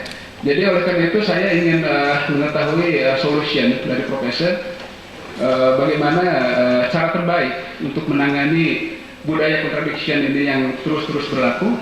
Budaya contradiction ya. Jadi yang sentiasa ada bercanggah gitu. Ringkaskan sedikit komen sudah. Kalau ada buat banyak komen. Stop dulu, biar saya ambil dari sekarang, kemudian boleh komen lagi. Iya.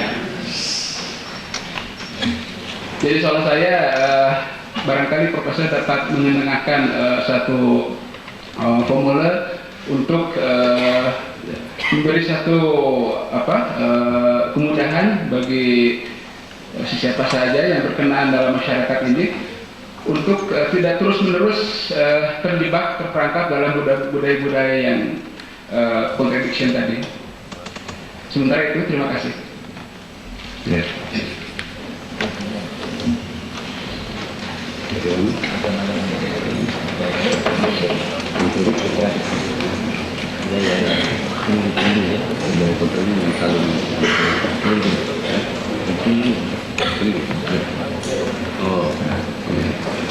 Ya, kalau saya beritahu bahwa yang sudah timbulkan tadi bagaimana kita harus menangani budaya yang keliru lah, ini kontradiksi ya. Nah ini jawabannya pertama sekali, jawaban mudah yaitu mengatakan kita harus pertama sekali kita harus mengenali kita punya identitas sendiri dulu, yaitu makna diri kita sendiri.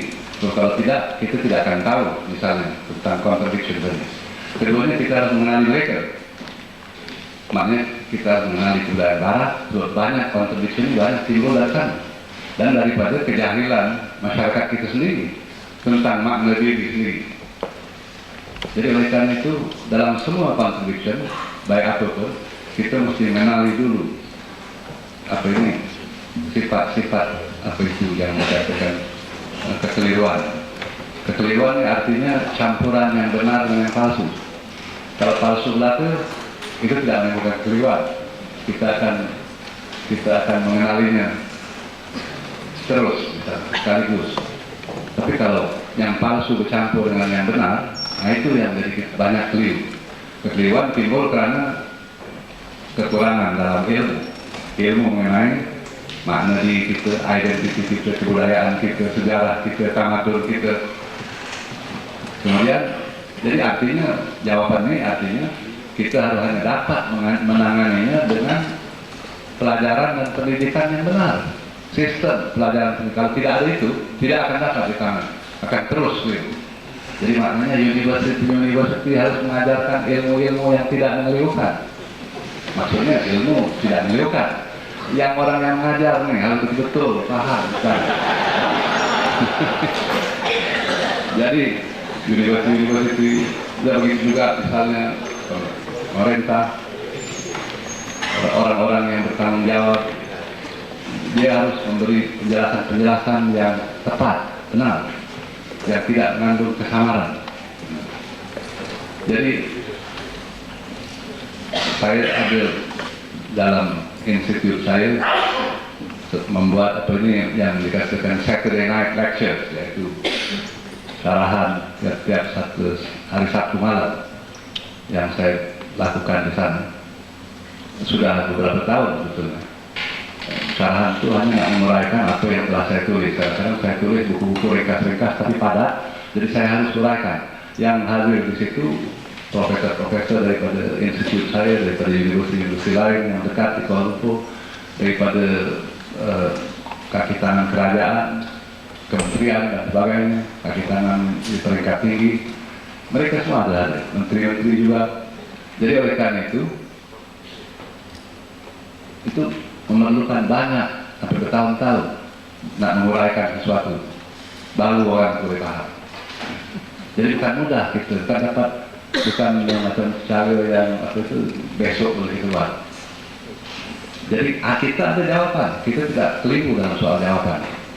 Bagaimana hendak mengatasi contradiction ini? Hanya dengan kita harus paham. Pertama kali kita katakan apa dia yang dikatakan pandangan alam, katakan Islam misalnya, ya, jadi world view. Karena sudah pernah banyak dengar istilah world view. Padahal bila saya tanya orang Islam sendiri, profesor dari pengajian Islam sendiri, bila tanya apa dia world view, oh dia kata that's power, politics. Itu. And then dia kata history. Jadi tanya orang lain pula jawaban. Padahal worldview bukan itu semua. Worldview maksudnya pandangan mengenai hakikat semesta, pandangan hidup kita. Kita tidak memandang pada dunia ini saja, tapi dalam bukan saja di hati sanubari kita, tapi di apa itu di kalbu kita, dalam roh kita ada saja pandangan itu terkait juga dengan akhirat, bukan? Ya. Kalau ada orang Islam yang tidak memikirkan tentang akhirat, dia bukan Islam, betul. Jadi oleh karena itu pada orang Islam tak dapat dipisah itu akhirat dengan dunia. Jadi bila dia melihat alam semesta ini, ada saja di bab sebalik penglihatannya itu ada saja peringatan mengenai nasib terakhir. Dia tidak dapat lari dari situ. Jadi oleh karena itu ini merangkumi banyak perkara, merangkum hakikat semesta. Jadi kita harus menguraikan apa dia yang dimaksudkan Islamic worldview. Tentu pertama sekali tentang paham tauhid itu, tentang soal ketuhanan. Keduanya tentang makna wahyu misalnya. Orang Islam harus paham apa dia wahyu supaya dia jangan keliru. Jangan orang yang dapat inspirasi semalam, yang sengaja apa semua dia tidak berkata dia dapat wahyu semalam.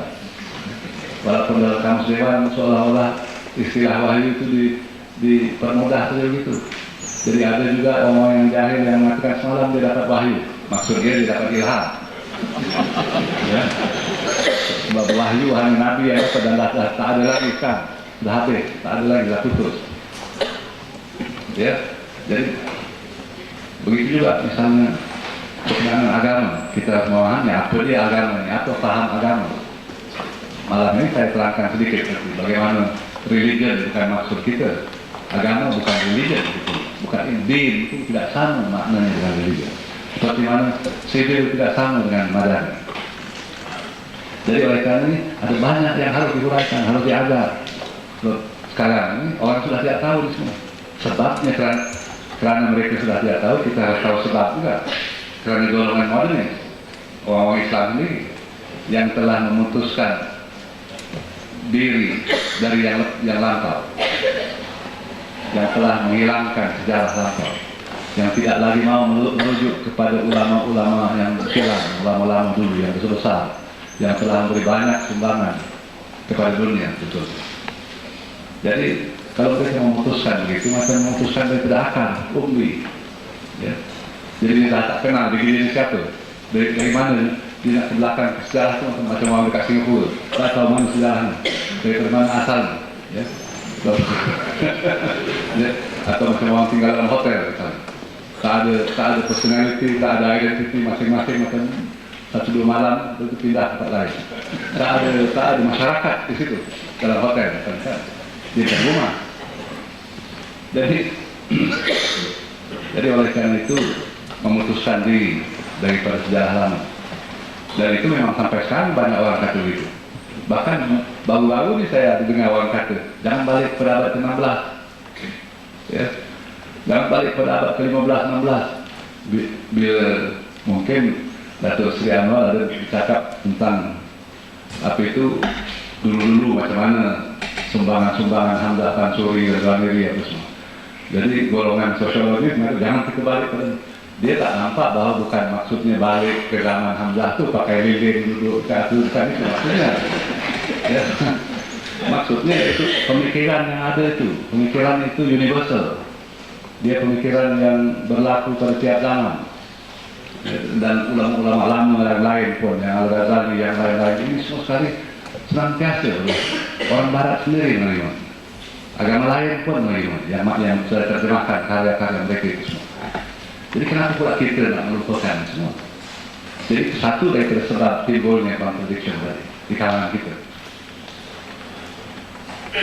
Jadi ada banyak lagi yang kita boleh sebut tentang sebab-sebab, tentang kejahilan kita sendiri, mana yang salah kita sendiri tidak mau mengkaji, meninggalkan ilmu pengetahuan. Itu sebab juga timbulnya kerajaan-kerajaan yang zalim, raja-raja Islam yang zalim misalnya. Itu dalam sejarah ada juga banyak gitu. Yang tak pasal-pasal buat perkara yang merugikan. Misalnya ada seorang ahli sejarah terkenal, Arnold Toynbee, kan? Dia ada menulis tentang macam mana ada satu raja Islam perkasa, yaitu Timur, ya, yang dikatakan Malay dalam bahasa Inggris. Timur, dia abad ke-14, 1300, abad ke-14. Dia ini, jadi Toynbee menulis, dia kata Timur pada waktu itu dia paling perkasa dalam dunia. Tidak ada apa itu tentera yang boleh mengalahkan. Kalau dia melawan negeri China dan Rusia, sejarah dunia sekarang tidak akan seperti sekarang ini. Tentu dunia akan berubah. Tentu komunisme dan lain-lain tidak akan timbul. Tapi herannya dia kata dia tidak memandang ke jurusan Rusia ataupun China. Dia pergi lawan dengan orang Turki, sesama Islam. Dia lawan orang Mesir, Mamluk. Dan dia buat huru hara dan musnah semua kerajaan Islam ini. Apa sebab dia tak tahu. It's very mystery, strange kelakuan sejarah. Jadi begitu juga di kalangan orang-orang yang berkuasa. Tapi ulama-ulama dulu tidak lemah. Mereka banyak mengkritik, mereka tulis. Dalam keadaan huru hara pun mereka mengeluarkan banyak hasil-hasil ilmiah yang mendalam. Sedangkan atas kuda pun sampai berlari dari peperangan, mereka ada juga menulis not sikit. Nota-nota aja, mungkin bersinar atau semua. Yang sekarang tidak, yang sekarang sudah. Jadi untuk soal menangani contradiction ini, syarat pertama kita harus menuntut ilmu semula. Jangan pikir bahwa dah paham apa dia Islam itu. Masing-masing tentu orang awam punya paham baik. Saya tidak cakap dengan orang awam sekarang. Saya cakap dengan orang universiti. Jadi orang universiti dikehendaki memahaminya lebih daripada orang awam. Jadi oleh karena itu saya mengatakan, dan jangan saudara-saudara semua merasa apa itu ini bukan memperkecil, tidak. Tapi jangan saudara pikir bahwa saudara sudah paham Islam itu dengan betul. Ada banyak yang harus dipelajari. Islam bukan akan belajar matematik, belajar ini 3-4 bulan, 3-4 tahun, 10 tahun jadi ahli. Ini tidak, dia belajar 3 tahun pun terus dia pikir dia jadi alim ulama. Tak tahu semua Islam. Islam kan bukan begitu luas. Sedangkan orang yang belajar matematik pun di sekolah itu di mana-mana sampai masuk ke universitas di sekolah berapa tahun? 13 tahun, bukan? Di universitas berapa tahun? Kata 4 tahun. 17 tahun. No. Tambah juga yang higher school certificate, waktu itu CJP yang tinggi ya. Nah itu 2 tahun. Jadi dah 19 tahun. Katakan buat PhD, buat master degree, kalau boleh 5 tahun katakan. Tambah itu jadi berapa? Tambah dengan PhD biasanya 7 tahun. Jadi sekurang-kurangnya orang sudah sampai ke umur 30 tahun. Itu pun dia tak dapat mengaku dia pakar dan authority dalam ilmu hisab misalnya. Itu satu ilmu hisab. Apalagi orang yang hanya belajar bachelor's degree ke honors dalam hukum hakam di Al-Azhar, dia tidak boleh mengaku dia tu tahu Islam semua, dia ahli alim ulama dalam Islam. Ya. Jadi kita harus mengenal diri kita sendiri. Kita itu bertawaduk di hadapan ilmu. So, itu sifat dari Allah, itu pemberian dari Allah, dan tidak mudah kita mencapai. Jadi saya pikir jawabannya itu saja. Kita harus bersedia menuntut semua dalam hal itu. Jadi ada priority maksudnya. Priority kita ini ada banyak masalah yang kita hadapi. Kalau kita senantiasa nak coba mengatasi semua masalah, nanti tak jadi semua. Jadi oleh karena itu kita mesti ada priority yang mana yang harus kita buat dulu. Dan saya pikir bahwa prioritinya bagi saya, dan saya pikir banyak orang setuju dengan itu sekarang, yaitu berkenaan dengan ilmu, berkenaan dengan sistem pendidikan. Harus dirombak dan digubah dengan betul. Dan juga pelajaran-pelajaran dalam universitas, dalam sekolah terus sama. Jadi itu saja yang saya pikir saya dapat jawab yang sudah dimaksudkan tadi. Bagaimana cara kita hendak mengatasi contradiction. Berkenaan dengan kalau contradiction dimaksudkan dengan paham kebudayaan lain, agama lain. Nah, saya pikir itu diatasinya dengan soal toleran yang saya maksudkan tadi, dengan saya kata samahah tadi, dengan muhibah tadi, tanpa menyerahkan kebenaran kepada mereka. Kita tidak dapat setuju dengan paham pluralisme yang mengatakan semua nilai sah atau semua agama sah di sisi Allah. So, itu bukan diajar pada kita begitu.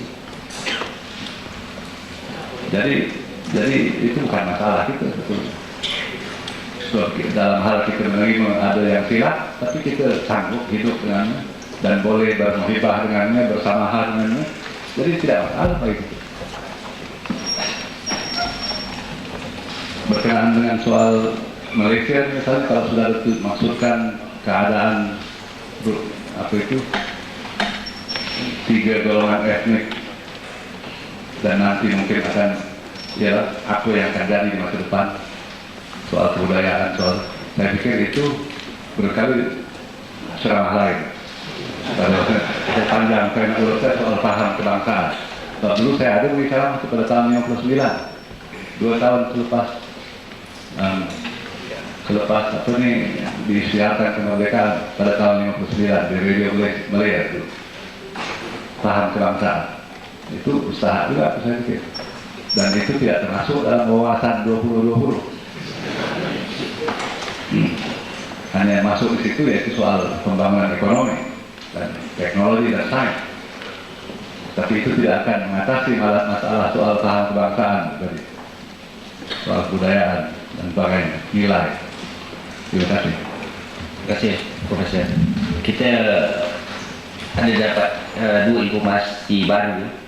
Yang pertama tentang Saturday Night Lectures setiap hari Sabtu malam di Istak.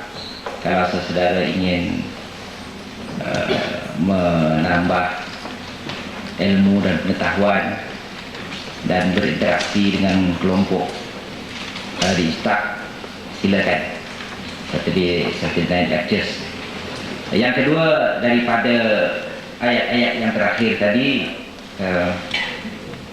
Profesor kita mungkin kita akan undang lagi pada seminar-seminar masyarakat madani yang akan datang, InsyaAllah di sini dengan masih kerjasama dengan MIND. Itu telah difahamkan, kerana satu convention masyarakat madani tidak cukup untuk melakar konsep-konsep asas. Kita perlu beberapa lagi mungkin seminar, kalau tidak convention masa akan datang, dan kita masih memerlukan yang mulia Profesor untuk memberi lagi pandangan-pandangan untuk menghalusi segala yang kita fikirkan untuk anak cucu masa akan datang. Dan rasanya adillah pada saya, bagi saya dan untuk saudara-saudara, yang saya janjikan tadi 15 minit ini dah jadi 30 minit. Dan besok mungkin kita ada yang ada kuliah yang kita berkonvention terus, yang ada nak balik Kuala Lumpur dan sebagainya. Dan kita telah banyak mendapat ilmu, pengetahuan, pengalaman baru berbagai tentang masyarakat madani dan ilmu-ilmu yang lain daripada profesor kita.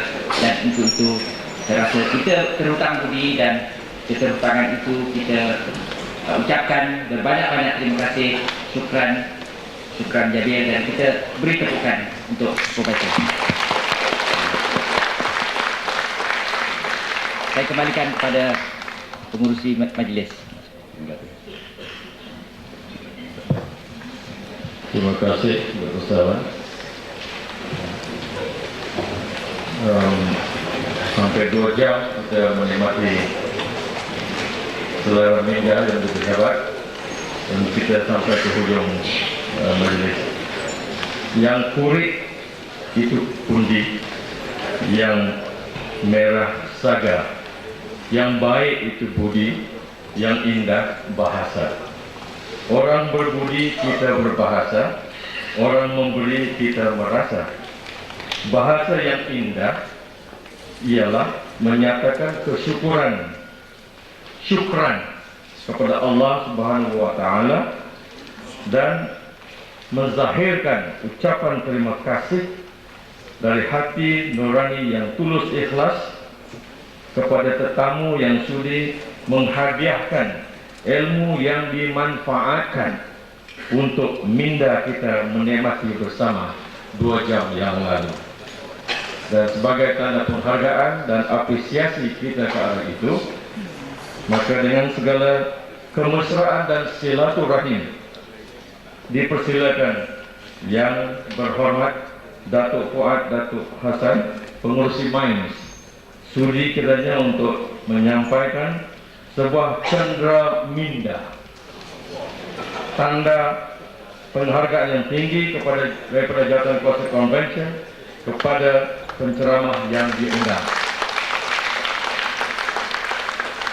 Dikatakan cendera minda karena ia buku untuk dibaca, dimindakan.